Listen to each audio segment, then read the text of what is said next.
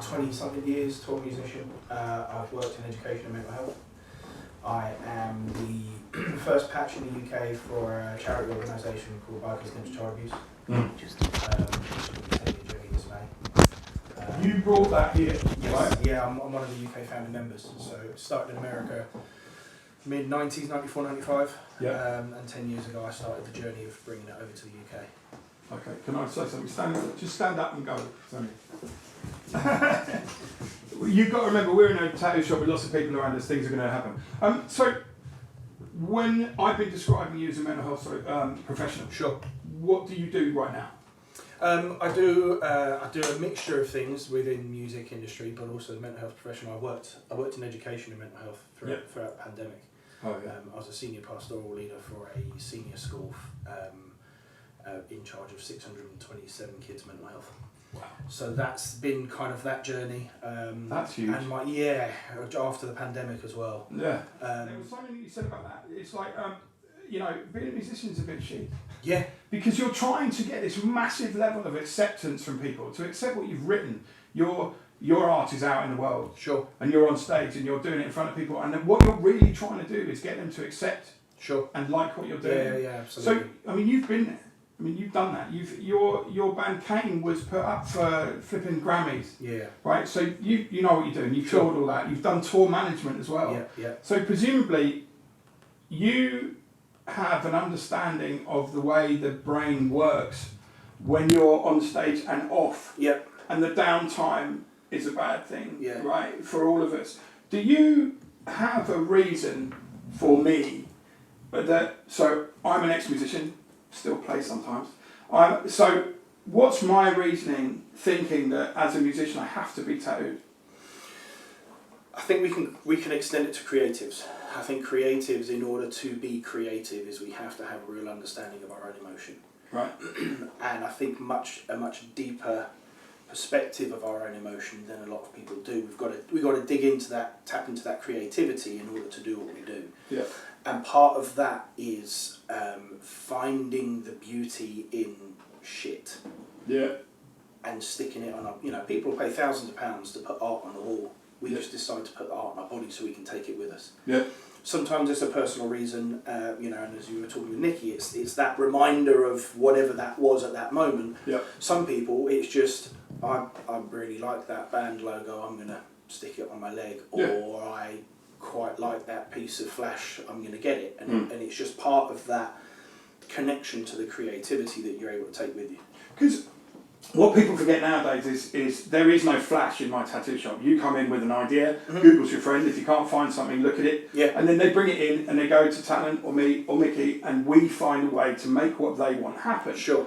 What used to happen is you'd go into Tibbetts in Ware and you'd point at the wall and go, I'll have a number 7, mate. Yeah. And then that would be taken down, they'd do the stencil and do that. There was no freehand, there was no thing. But even then, back when I started with that, I was with quite a well-known biker gang and, did all that. You can't call them biker gangs, but I just did. And I don't give a shit. So, when you're in that situation at the beginning, it was just military, musicians, and gangsters who had tattoos. But the musicianship, for me, a lot of it was rebellion. Mm-hmm. So, can you pinpoint why you started having tattoos, personally? I always wanted tattoos, and at the beginning it was because it was the cool thing to do, and it was part of the you can't be a musician and not be tattooed.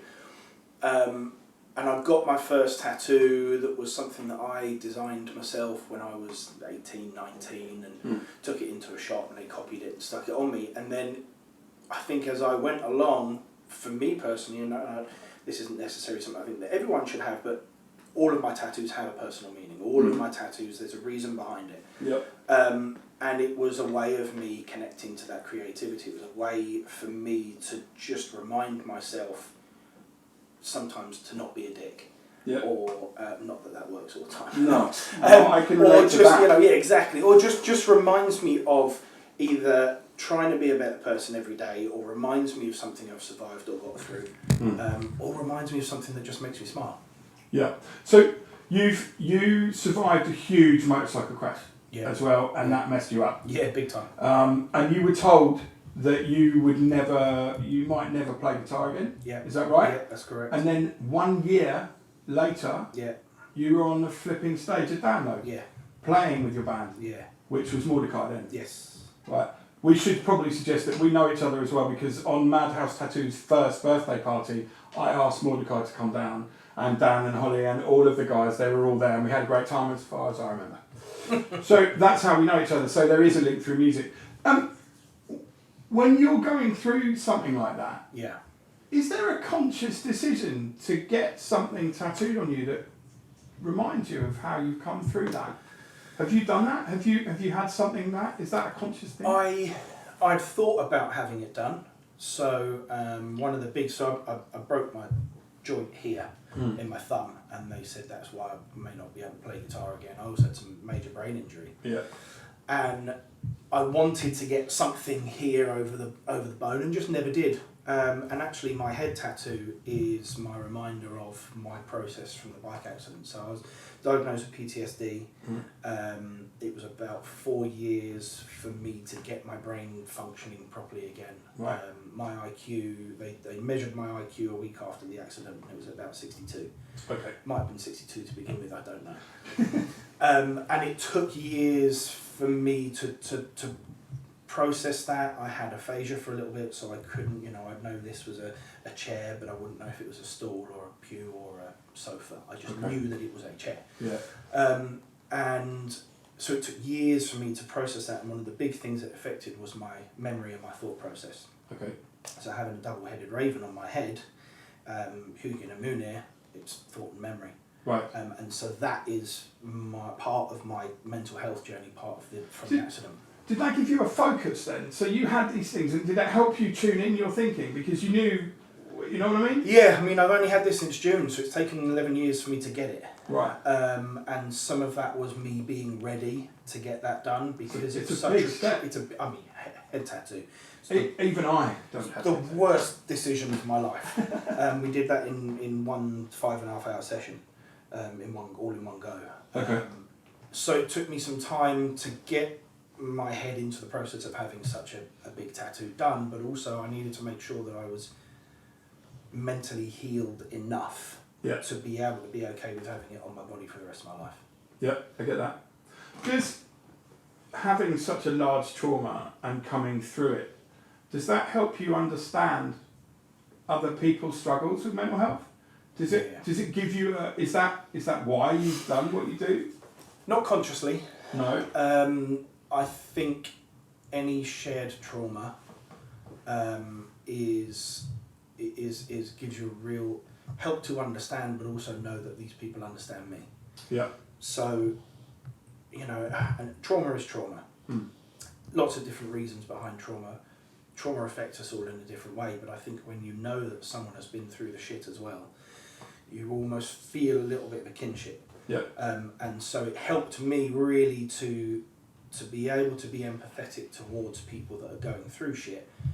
Not because I sit there and think, oh, I know how you feel, but because I can understand that going through shit is really shit. Yeah. I think that's important. It's not the fact that you've been through the same shit. Yeah. It's the fact that you have been through something. So there is some middle ground. Sure. So, people go through different things.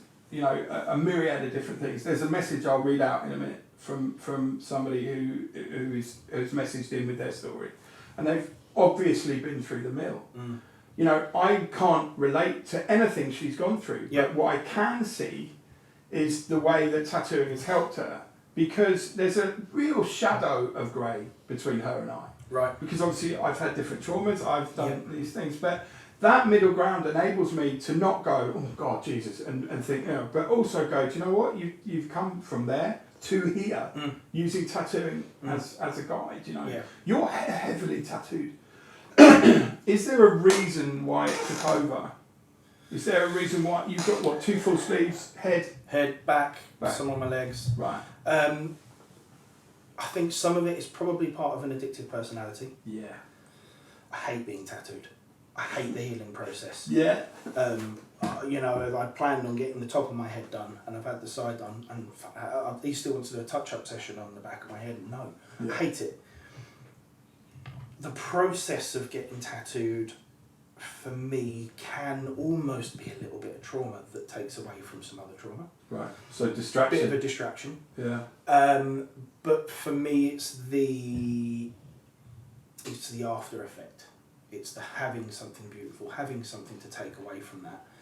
And I think I'd never planned on being covered, I don't think. No. I think it was just something that happened, and the more I got involved in the world and the more I appreciated it, the more I thought, I really like that person's art, I want to wear some. Yeah. Just like I would if I want to put some on the wall. Mm. There's no difference to me between getting a picture framed on the wall and getting something on my arm. And it's that connection through creativity, for me at least, where I'm more about, I've got to find the right artist.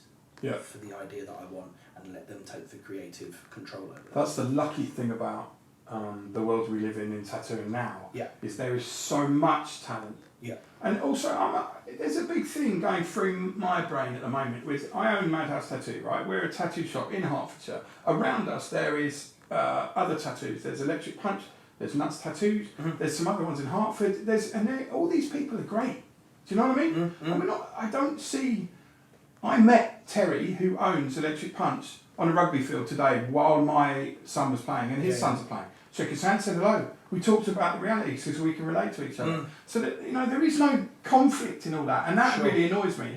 So, there's no reason for us to dislike each other because we own different shops. Yeah. But there's a lot of people who have that perception. The positive weight of being tattooed for me was that it could cover up what I wanted to cover and make me feel different about myself. Yeah. But I never expected to do this. Sure. I didn't plan on that. Yeah. But I tell you now, there are people who come to us and say, I've got no tattoos. I want to start with a small one. But here's my plan. Yeah. And they're, full on bodysuit. Yeah. And I've seen people come to us for their first and leave us having been covered. Mm. And you can take with them their mental health journey with that. Now, I can't, speak for other people, but it's certainly healing for me sometimes. Having these, right, this is sound really stupid. These tattoos, right, on my hands. Yeah. I used to be the most tattooed person in the room, right? Then I wasn't anymore because everyone in the world had it. And I felt bad about that. Right. Right, in my head, I felt bad about that. So I had my palms tattooed. Now I don't give a shit about that. Mm. I love the fact I can look down and go, I've got my palms tattooed. I'm an idiot. Look at the state of me. Yeah. Right? And I love that. Yeah. And that's a huge positive for me. So what are the main positives for you from your tattoos? I've got a mixture of memorial tattoos. So this TCB, Taking Care of Business, Light and Fire, says Elvis Presley. That's for my nana. Mm-hmm. That's a memorial for my granddad. Whereas I've got essentially the journey to hell on this arm.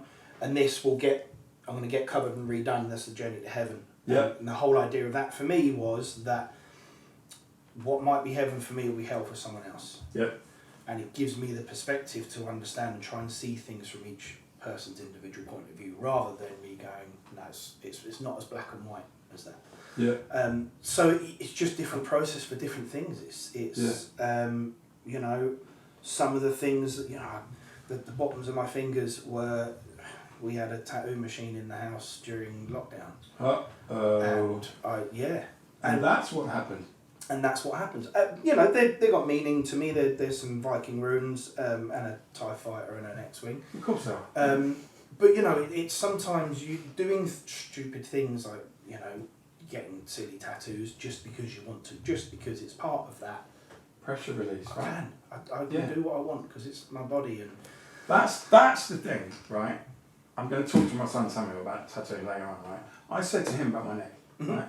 I go to the school playground and I look like somebody nobody wants to talk to. Sure. I look like a biker. I look like that person that you want to avoid. And people do. And that alone makes me smile. Yeah. Because I do not give a shit about any of that. Also, anyone who meets me and gets to know me through our children, they're all like, oh, I didn't expect that. Breaking that stereotype. Yeah. Looking the way we do, but not being a dick. Yeah, and I am a dick on occasion, as we all are, right? And I'm fully admit to that. But I am trying my hardest these days to find a positive in everything.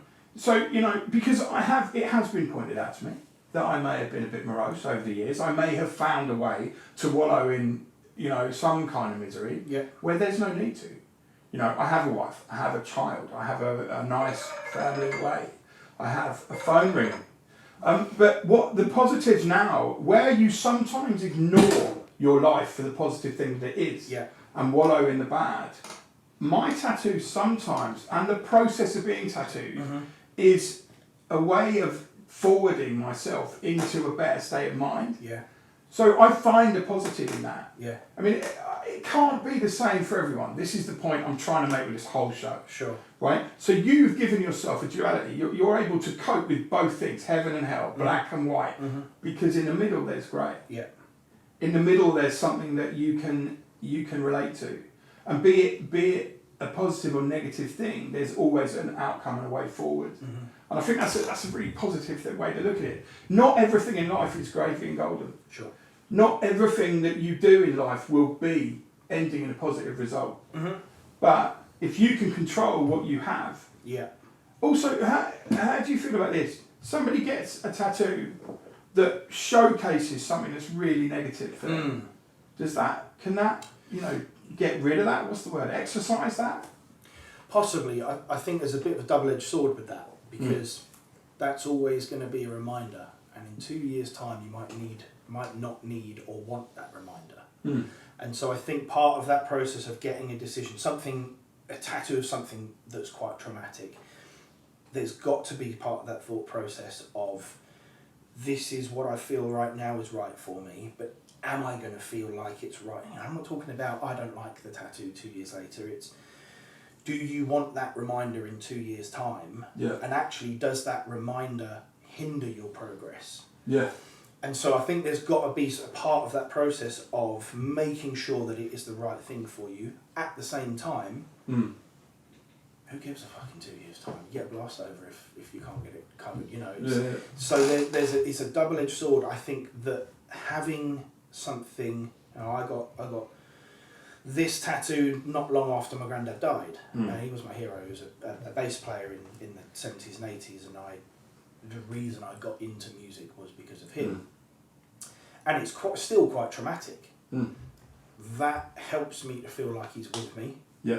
When I'm playing guitar and I see that's got that process. But also sometimes it's a painful reminder that he's no longer there. So it's a real double-edged sword, and I think it's got to be down to, just like tattooing, it's got to be down to the individual person. There is no right or wrong answer, providing you really process that's the that coup. trauma. You see, that's the point. There's no right or wrong. It is what it is for you personally. This is what a lot of people who don't have tattoos and don't like them or don't understand the process involved in them don't see.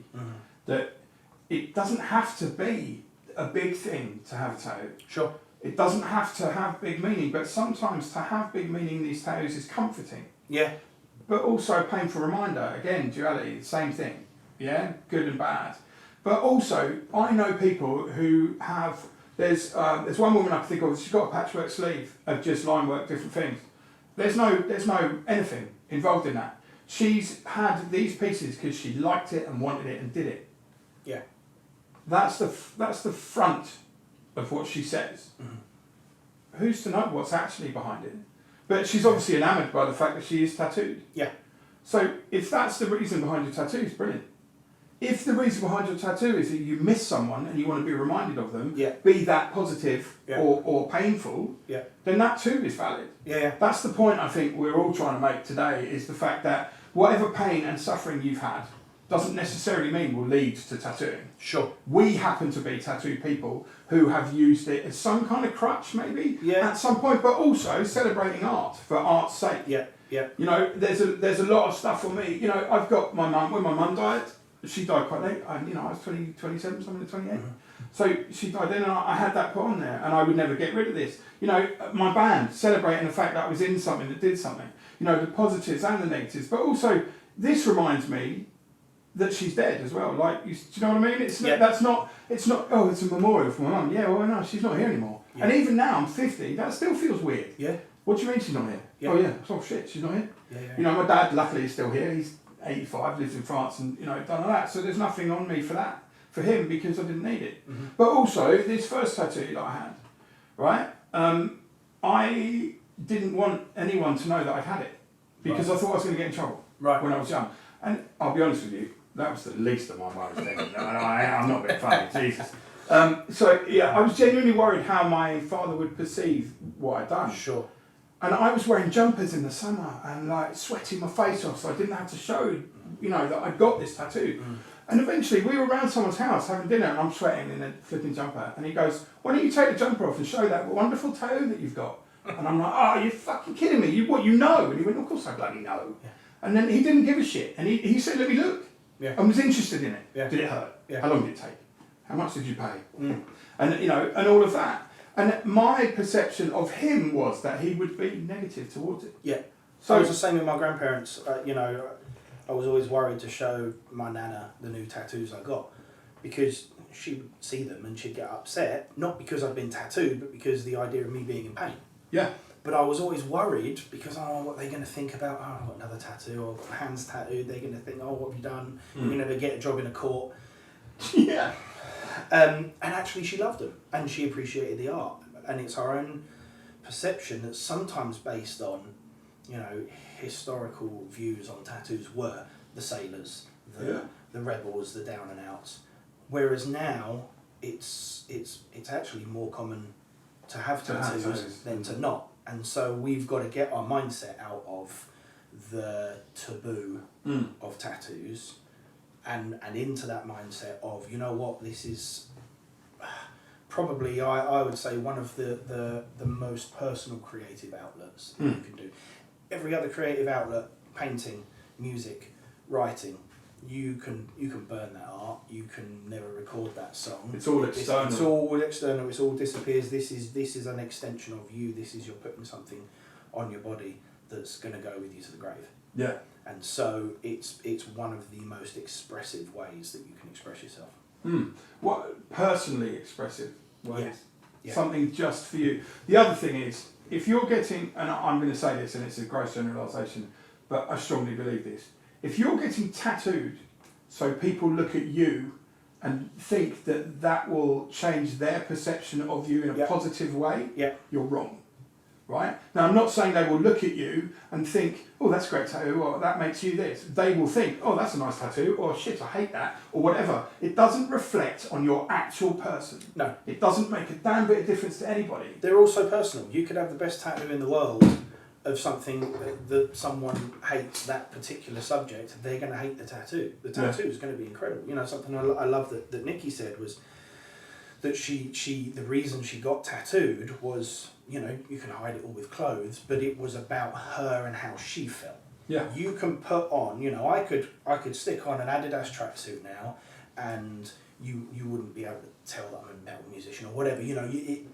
The clothes create the genre, create the sort of the external person you are. Your tattoos are so personal to you, you can't change those. No. And so getting tattooed for yourself, not giving a shit about other people, is one of the best ways to express that because it's so personal. Yeah. The time is coming as well where bosses in offices and in the real world, as they like to think of it, is they're going to have to start overlooking the fact that the tattoos on people do not affect their ability to do any work. Yeah. Perfect example. I remember seeing an advert that had a doctor. It was just a photo, and he had the doctor in all his whites, and you look at him, he's a professional doctor, and then you see him with a t-shirt on, and he's covered in tattoos. Doesn't change the fact that guy has studied for years to be a doctor and knows just as much as someone else. But it's removing that stigma of those tattoos. It is, yeah, and I think a lot of it is when you're looking at people who have to deal with other people, so salesmen, accountants, people like that. You trust people, like with the doctor. If I walked in and my doctor was covered in tattoos, I'd be like, "Oh, thank God." Yeah. Right, because that's who I am. Sure. I get that Doris, age 65, is a little bit like, "What the fuck? This isn't the way it is." But as those, as those generations move on, we're going to get to the stage where there's total acceptance. Yeah. is that a good thing? Is that a bad thing? How does that affect who we are? Because there is some rebellion in who we are. Of course there is. Because we're all, you know. But then we're rebelling against that generation where it wasn't accepted. So what the hell do we do? I'll be dead probably, but you know, I mean, what do people like us do when there is? I mean, there's always I say risk, and I use that word lightly, but there is always the risk that it goes way to the extreme, you know. Could there be in 20 years' time the body mods where you're having a limb chopped off and having a robotic arm put on instead, you know? Is that where we're going? So there is the extreme side of that. At the same time, I would much rather live in a world that allows me to express myself to the fullest extent than one that either discriminates or suffocates who I am as a creative. And you know, we talk about creatives as if it's the artist. I think you've got to have a creative mindset. Even if you'd sit in a room and go, I'm not creative, I don't write songs, or I'm not a musician, I'm not an artist. You've got to have a creative mind to go, I would like that art that looks a bit like this, and here's an idea, and I would like to put that. That's part of that. You've got to create those ideas in your head to facilitate us to do it. Yeah, so people that wear the art are also creative, and so I think there's that mindset where those creative outlets have to be allowed to be explored, because I think without exploring those creative outlets, it's probably going to have more of an effect on our mental health than otherwise. That's true enough. Mate, we're going to talk some more in a bit. Thank you very much. All good.